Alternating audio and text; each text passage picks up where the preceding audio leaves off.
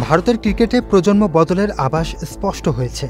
সচিন টেন্ডুলকার ও মহেন্দ্র সিং ধোনির অবসরের পর এবার ধীরে ধীরে শেষের পথে এগোচ্ছে রোহিত শর্মা ও বিরাট কোহলি।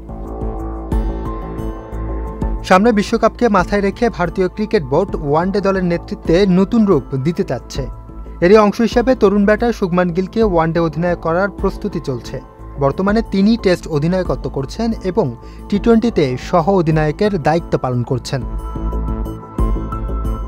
ভারতীয় সংবাদ মাধ্যমের খবরে জানা গেছে, গিলের নেতৃত্বে ওয়ানডে দল গড়ে তোলার সিদ্ধান্তে ইতিমধ্যেই নেওয়া হয়েছে। এখন কেবল আনুষ্ঠানিক ঘোষণা বাকি।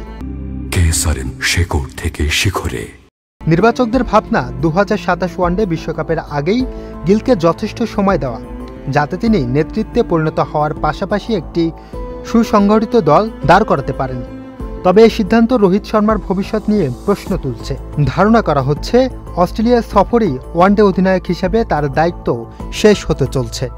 যদিও রোহিত শর্মা আরও কয়েক বছর ওয়ানডে খেলতে এবং আরেকটি বিশ্বকাপ জেতার চেষ্টা করতে চান, কিন্তু তার তখন বয়স হবে 40।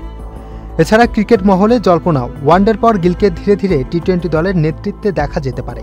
2026 টি-20 বিশ্বকাপের পর সূর্যকুমার যাদবের জায়গায় তিনি দায়িত্ব নিতে পারেন বলে ধারণা করা হচ্ছে।